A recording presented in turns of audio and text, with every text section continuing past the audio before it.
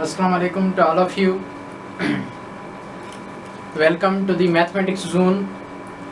We are going to start the section number 2 of chapter number 4. Already I have been uploading the different lectures of chapter number 4 projectile motion on my YouTube channel. I hope you all have visited and seen the previous lectures. Now I am going to upload the section number 2 of this chapter number 4, motion in 2 dimension, that is circular motion, and this is lecture number 5 in series, and I have uploaded all lectures in series. So this is lecture number 5. We are going to start the circular motion. But again, assalamu alaikum to all of you.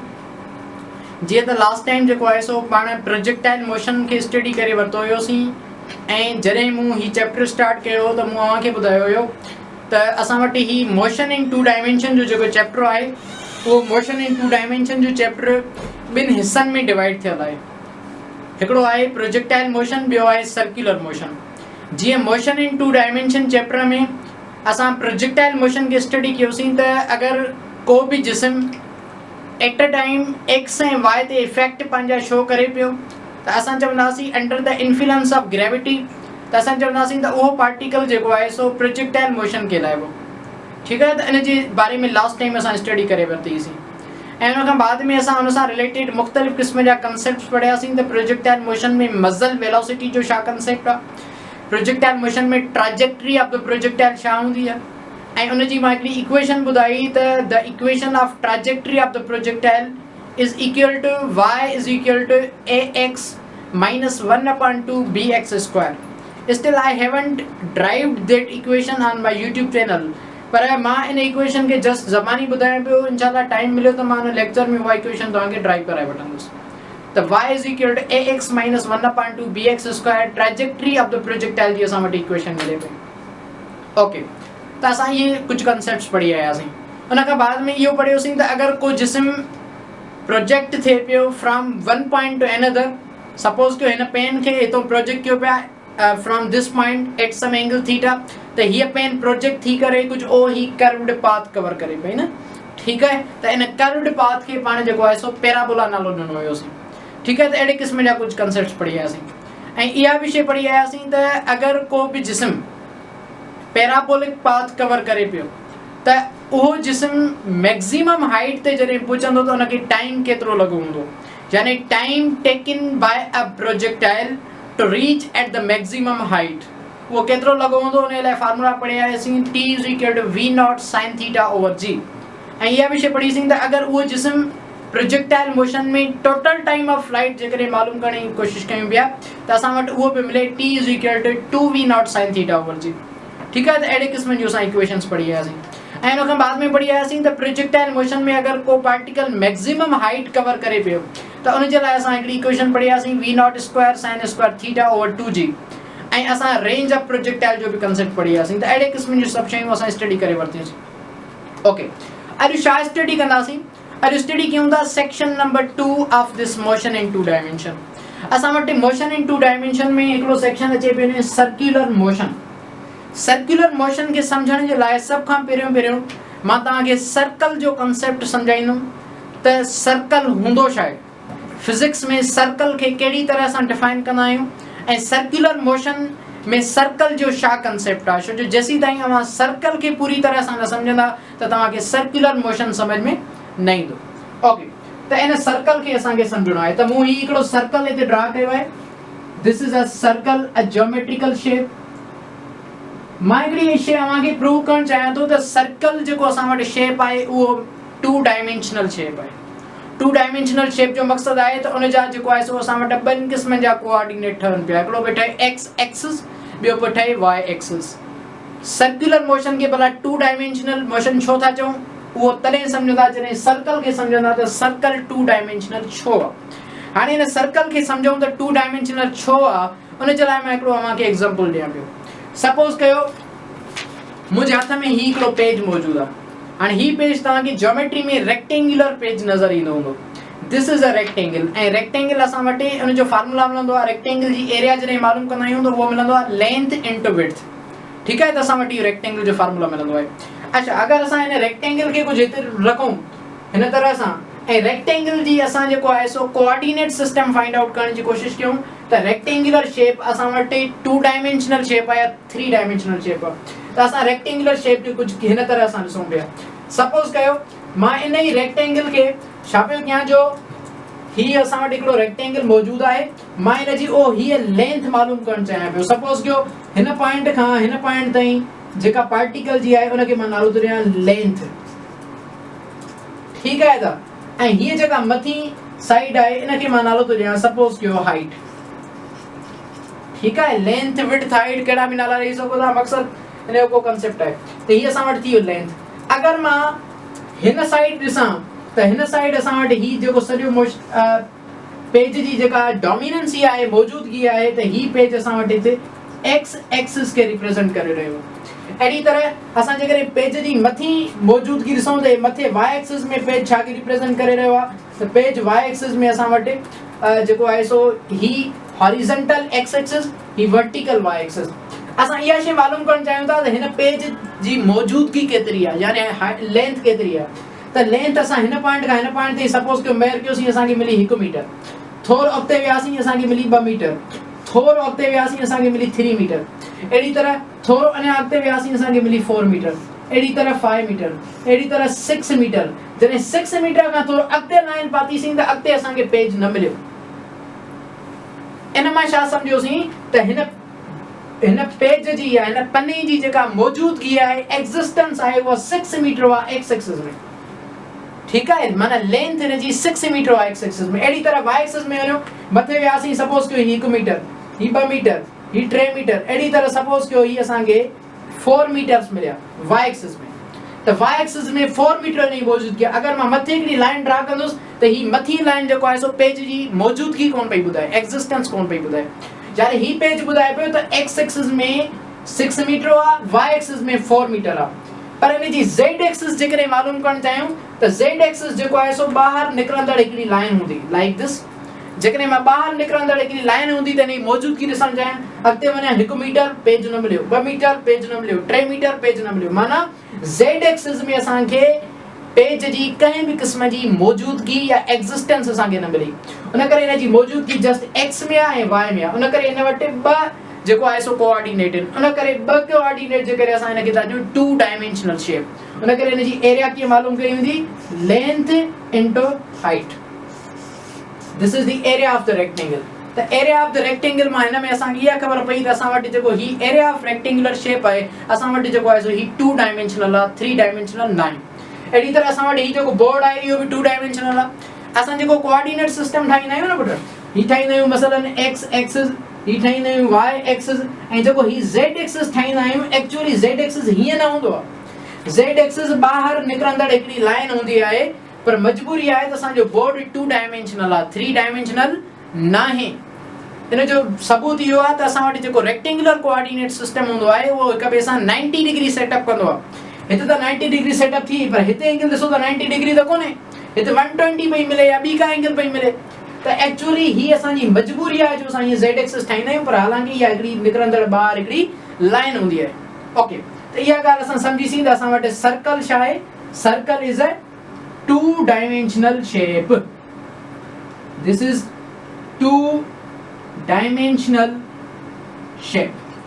इहा ॻाल्हि असांखे समझ में अचे वई त circle असां वटि 2 डायमेंशनल शेप आहे। ओके, अच्छा सॉरी, ही सर्कल जी न असां हिन जी ख़बर पई त असां वटि ही रेक्टेंगल 2 डायमेंशनल शेप आहे। असां वटि ही रेक्टेंगल हो, पर अगरि इन रेक्टेंगल मां हिकिड़ो सर्कल ठाहियां, ॾिसो कंहिं बि शइ मां का शइ ठाहे बि आहे न त ज़ाहिरी ॻाल्हि आहे अगर का बॉडी 2 डायमेंशनल आहे, 2 डायमेंशनल मां जेकॾहिं का शइ मां मेकअप कयां पियो या ड्राइव कयां पियो त उहा बि 2 डायमेंशनल हूंदी। ही जीअं त पेज असां वटि 2 डायमेंशनल आहे, इन मां जेकॾहिं मां हितां हिकिड़ो सर्कल ड्रा कयां, हिकिड़ो पेज खे थोरो ईअं टीयर पियो कयां, फाड़ियां पियो, त असांखे जेकॾहिं सपोज कयो हिकिड़ो सर्कुलर शेप असां मालूम करण जी कोशिशि कयूं त असां वटि ही हिकिड़ो सर्कुलर शेप असांखे मिले पियो। ओके, हाणे हिन पेज मां हिकिड़ो सर्कल ठाहियो आहे, लेट सपोज हाणे थोरो एॾो टेढ़ो थी वियो आहे, बहरहाल ही हिकिड़ो सर्कल ड्रा कयो आहे। इन पेज मां रेक्टेंगल मां हिकिड़ो सर्कल असां टीयर कयो आहे, फाड़ियो आहे। यानी इन में ड्राइव कयो हाने ज़ाहिरी ॻाल्हि आहे रेक्टेंगल असां वटि 2 डायमेंशनल शेप प्रूव कयोसीं त ही सर्कल छा हूंदो सर्कल भी ऑब्वियसली 2 डायमेंशनल हूंदो जेका शे जे मां प्रोडक्ट ड्राइव कंदा आहियूं त उहा भी 2 डायमेंशनल हूंदी त अहिड़े हिसाब सां असां वटि सर्कुलर शेप जा जेकॾहिं कोऑर्डिनेट करूं ही एक्स एक्सिस ही वाई एक्सिस जेड एक्सिस में त को कोऑर्डिनेट ही कोन पियो मिले उन करे circle is a 2 dimensional shape okay पुट त इहा ॻाल्हि सम्झीसीं त असां वटि सर्कल 2 डायमेंशनल आहे उन करे असां मोशन इन 2 डायमेंशन जा 2 सेक्शन ठाहियासीं हिकिड़ो पढ़ियोसीं प्रोजेक्टाइल मोशन उहो त प्रूव करे आयासीं ऐं ॿियो अॼु पढ़ियोसीं सर्कुलर मोशन त सर्कल खे असां 2 डायमेंशनल शेप छो था चऊं ओके इहा ॻाल्हि समझ में अचे वई भला सर्कल जी फिजिक्स में डेफिनेशन छा आहे ॾिसो पुट सर्कल जी डेफिनेशन छा आहे सर्कल जी डेफिनेशन कुछ हिन तरह सां वरिती वेंदी आहे ॾिसो पुट सर्कल जी डेफिनेशन पहिरियों मां कुछ सम्झायां पियो ॾिसो साइंटिस्ट छा कयो सर्कल जी डेफिनेशन कुछ हिन तरह सां सम्झाईंदा साइंटिस्ट चयो त तव्हां हिकिड़ी डॉट ठाहियो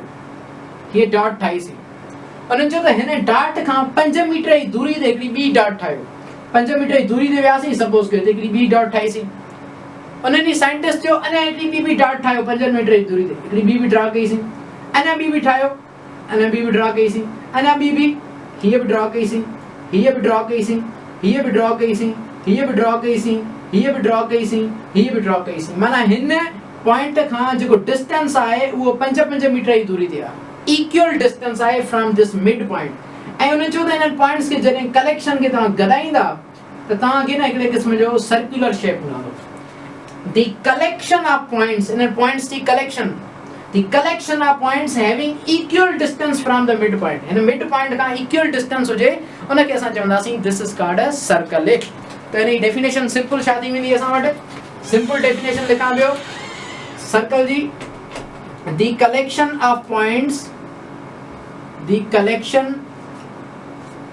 points having the equal distance from the midpoint called circle ठीक है त मिड पॉइंट का इक्वल डिस्टेंस अगर सपोज कयो ही डिस्टेंस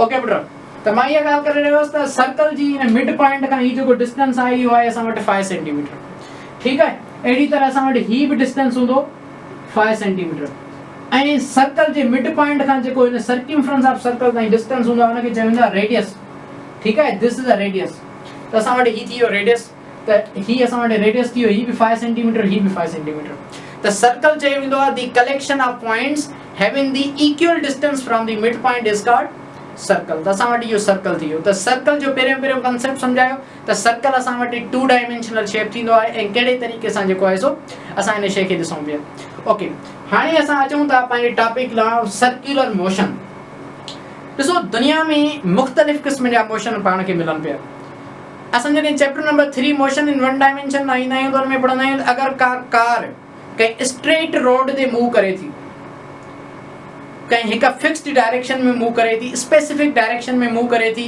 त उहा कार कहलाए भी मोशन इन 1 डायमेंशन यानी उन कार जो मोशन कुछ डिस्क्राइब ईअं थींदो this is called motion in 1 dimension because it is moving along 1 axis ठीक है त इहो कार जो मोशन अहिड़ी तरह कहलाइबो पर अगर को पार्टिकल सर्कुलर मोशन में मूव करे थो मोशन खे कीअं डिफाइन कंदा आहियो तव्हां मोशन खे डिफाइन कंदा आहियूं त a body is said to be in the state of motion if it changes its position with respect to surrounding सही है ना त हाणे मोशन के कुछ कैटेगराइज बिन हिस्सनि में था कयूं हिकिड़ो था कयूं लीनियर मोशन ॿियो था कयूं सर्कुलर मोशन हाणे लीनियर मोशन के कीअं डिफाइन कंदासीं लीनियर मोशन के डिफाइन कंदासीं a body is said to be in linear motion if its linear position changes with respect to surrounding linear position change थी वरी सर्कुलर मोशन के कीअं डिफाइन कंदासीं a body is said to be in circular motion if its angular position माना circle if its angular position changes with respect to surrounding this is called circular motion physics में जेकी concept linear जे लाइ पढ़ी आहे उहे angular जे लाइ भी हूंदा आहिनि इन जा कुछ एग्जांपल्स तव्हां जे साम्हूं रखां थो मसलन फोर्स असां वटि हिकिड़ी जस्ट क्वांटिटी आहे force के define कंदा आहियो an agent which tends or tries to produce the motion or stops the motion of any body हाणे फोर्स भी ॿिनि क़िस्मनि जो थींदो अथव, हिकिड़ो हूंदो आहे लीनियर फोर्स, ॿियो हूंदो आहे एंगुलर फोर्स। अगरि कंहिं जिस्म खे हिकु स्पेसिफिक डायरेक्शन में फोर्स था लॻायो त हुनखे चयो वेंदो आहे लीनियर फोर्स। अगरि कंहिं जिस्म में टर्निंग इफेक्ट आहे प्रोड्यूस कयो हुनखे चयो वेंदो आहे एंगुलर फोर्स, जंहिंखे पाण टॉर्क बि चवंदा आहियूं। ओके, अहिड़ी तरह वेलोसिटी, वेलोसिटी जी बि ॿिनि क़िस्मनि जी थींदी आहे, हिकिड़ी हूंदी आहे लीनियर वेलोसिटी, ॿी हूंदी आहे एंगुलर वेलोसिटी। वेलोसिटी खे डिफाइन कीअं कंदा आहियो? वेलोसिटी खे डिफाइन कंदा आहियूं rate of change of displacement. हाणे वेलोसिटी खे ॿिनि हिस्सनि में कैटेगराइज था कयूं, हिकिड़ो लीनियर वेलोसिटी, ॿियो एंगुलर वेलोसिटी। त लीनियर वेलोसिटी खे कीअं डिफाइन कंदो? The rate of change of linear displacement is called linear velocity. Angular velocity, the rate of change of angular displacement is called angular velocity. अहिड़ी तरह acceleration, acceleration भी ॿिनि क़िस्मनि में डिवाइड थींदी आहे। एक्सेलरेशन जी डेफिनेशन छा पढ़ंदा आहियो? The rate of change of velocity. हाणे एक्सेलरेशन के लीनियर एक्सेलरेशन के डिफाइन था कयूं, the rate of change of linear acceleration, sorry the rate of change of linear velocity is called linear acceleration, but when the rate of change of angular velocity occurs it is called angular acceleration. जीअं momentum आहे उहो बि linear भी थींदो आहे, angular भी थींदो आहे। त जेकी क्वांटिटीज़ तव्हां लीनियर जे फॉर्म में पढ़ी आहे उन्हनि खे ई कंपेयर कंदा आहियूं एंगुलर जे फॉर्म में। हिन सेक्शन में इहो ई कंदासीं। पोइ हिते तव्हां एक्सेलरेशन पढ़ी आया पर उहा लीनियर हुई, हिते पढ़ंदासीं एंगुलर एक्सेलरेशन।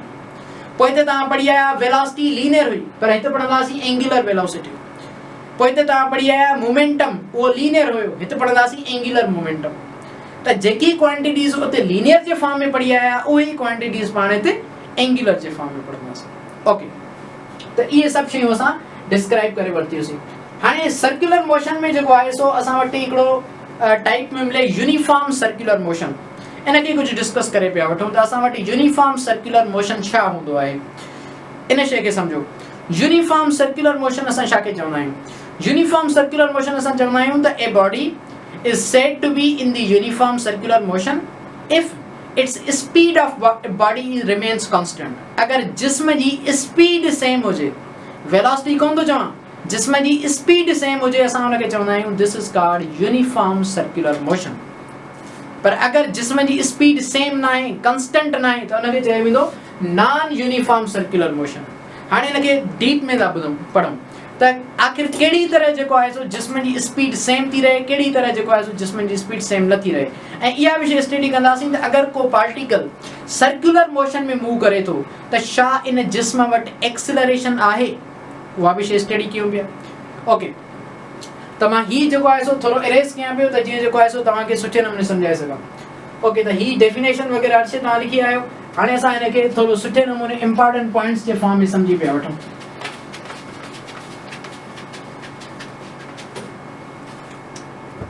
ओके, त इहा शइ स्टडी कईसीं त अगरि को पार्टिकल सर्कुलर मोशन में रोटेट करे थो त उन जिस्म जी स्पीड सेम आहे त असां चवंदासीं इहा बॉडी यूनिफॉर्म सर्कुलर मोशन में मूव करे रही आहे। हिन जो हिकिड़ो सिंपल एग्जांपल असां वटि डेथ वेल पियो मिले, मौत जो खूह। मौत जे खूह में जॾहिं बाइक वारो या कार वारो, बाइक वारो जॾहिं उहो मूव कंदो आहे सर्कुलर मोशन में त उहो पंहिंजी स्पीड खे कांस्टेंट कंदो आहे, न पंहिंजी स्पीड खे इंक्रीज कंदो आहे, न पंहिंजी स्पीड खे डिक्रीज कंदो आहे।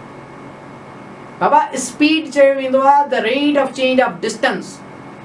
ठीकु आहे, स्पीड के डेफिनेशन हीअं भी पढ़ाई वेंदी आहे the magnitude of velocity is called speed. यानी वेलोसिटी जो तव्हां स्केलर खणो, उन जो मैग्नीट्यूड खणो त असां वटि स्पीड मिलंदी। जीअं डिस्टेंस के डिफाइन कबो आहे the magnitude of displacement is called distance. ठीकु आहे न, त अहिड़े हिसाब सां। ओके, त मां ॻाल्हि करे रहियो यूनिफॉर्म सर्कुलर मोशन जी। त सपोज कयो असां वटि हीउ हिकिड़ो सर्कल आहे, इन सर्कुलर मोशन में को पार्टिकल रोटेट करे पियो। This is a central point and this is called mid point. ऐं हीअ असां वटि कुझु डिस्टेंस पियो मिले from the central point and this is called R radius. ठीकु आहे, त असां वटि हीउ हिकिड़ो सर्कुलर मोशन में असां वटि हीउ हिकिड़ो एग्जांपल पियो मिले। Okay, this is a circular motion. मां इहा ॻाल्हि थो कयां त जिस्म जी स्पीड सेम हूंदी त केर उहो जिस्म जेको आहे सो कहलाइबो त हीउ पार्टिकल यूनिफॉर्म सर्कुलर मोशन में मूव थो करे। भला मां ईअं छो थो चवां त जिस्म जी स्पीड सेम हूंदी, वेलोसिटी सेम छो न हूंदी? थोरो ॾिसो, जॾहिं ही पार्टिकल ओ हिन पॉइंट ते मूव, हिन पॉइंट खां रोटेट करणु स्टार्ट करे पियो, हिन पॉइंट खे माना ए पॉइंट नालो थो ॾियो। जॾहिं ही पार्टिकल हितां स्टार्ट करे थो त हिन पॉइंट ते हिन जो डायरेक्शन कुझु ओ हिन डायरेक्शन में आहे, माना ही पार्टिकल हिन डायरेक्शन में मूव करणु थो चाहे, पर हिन डायरेक्शन में मूव न कयो। हिन पार्टिकल हितां ई रोटेट कयो ओ हिन फॉर्म में। वरी जॾहिं ही पार्टिकल ओ हिन पॉइंट ते पहुतो त महसूस ईअं पियो थिए त ही पार्टिकल जेको आहे सो ओ हिन डायरेक्शन में सिधो लीनियरली मूव कंदो, पर इहो लीनियरली मूव इन न कयो, इहो जेको आहे सो ओ हिन फॉर्म में मूव करणु शुरू कयो। वरी जॾहिं ही पार्टिकल ओ हिन पॉइंट ते पहुतो त ही पार्टिकल जेको आहे सो हिन डायरेक्शन में लगे पियो त मूव कंदो, पर हिन डायरेक्शन में मूव न कयो, हिन पार्टिकल हिन डायरेक्शन में मूव कयो। वरी हिन पॉइंट ते पहुतो त ही पार्टिकल हिन डायरेक्शन में मूव न कयो, वरी हिन पॉइंट ते मूव कयो। तव्हां ॾिसो each and every point of the circular motion it changes its direction. ठीक है ना, तो ही पांचो डायरेक्शन के जो है सो हर एक पॉइंट पे चेंज पे करे। जने डायरेक्शन चेंज थींदो आ त वो वेलोसिटी न कहलाइबी आ, वो कहलाइबी आ जिस्म जी स्पीड।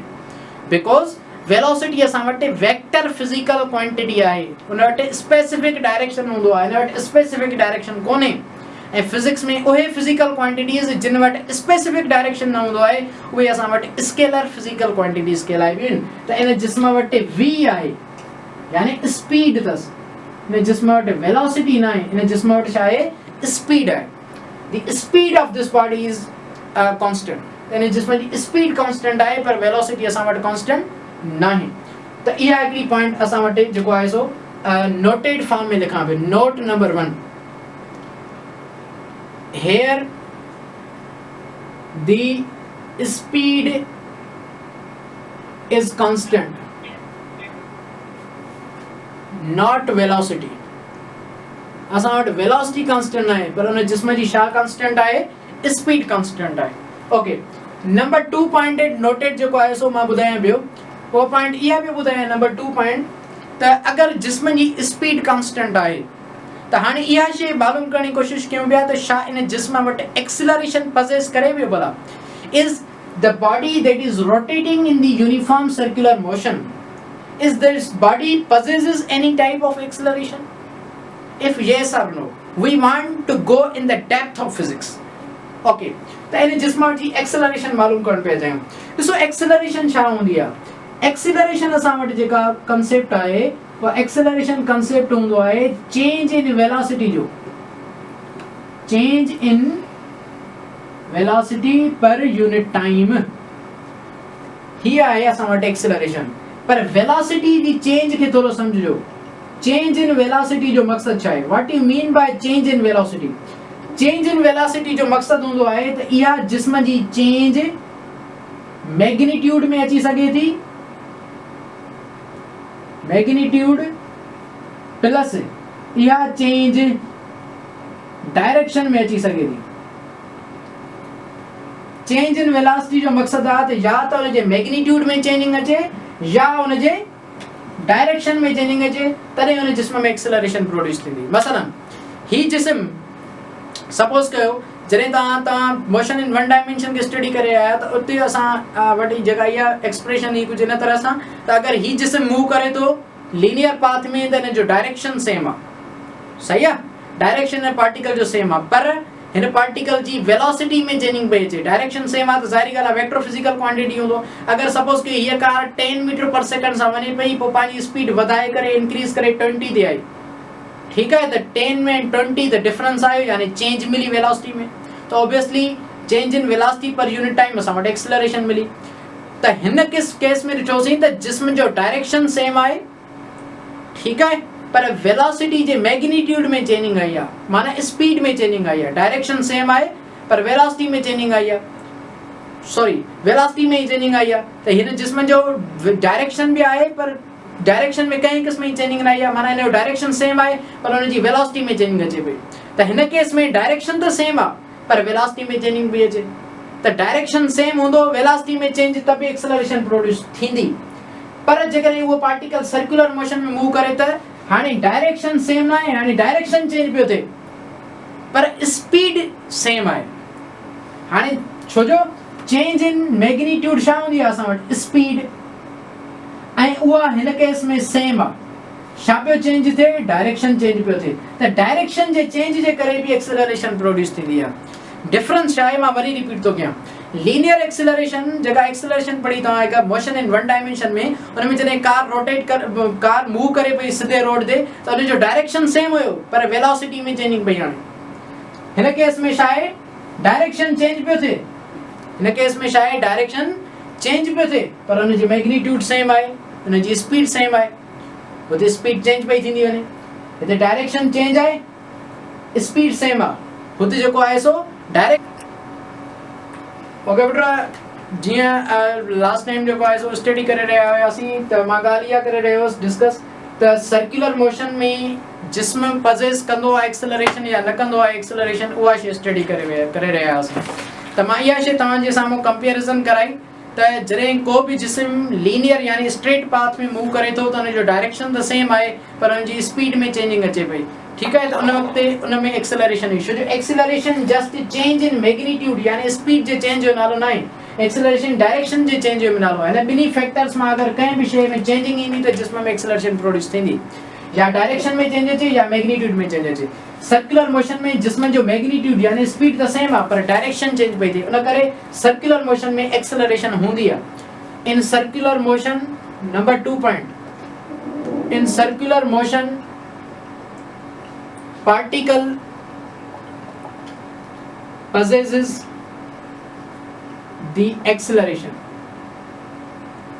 हाँ वो अभी ॻाल्हि आहे त उहो पार्टिकल सर्कुलर मोशन में तो मूव करे तो उनखे तव्हां एंगुलर एक्सेलरेशन चवंदो, ज़ाहिर ॻाल्हि आहे सर्कुलर जो फैक्टर उन नालो ॾींदो, त ऑब्वियसली इन पार्टिकल वटि एक्सेलरेशन मौजूद आहे।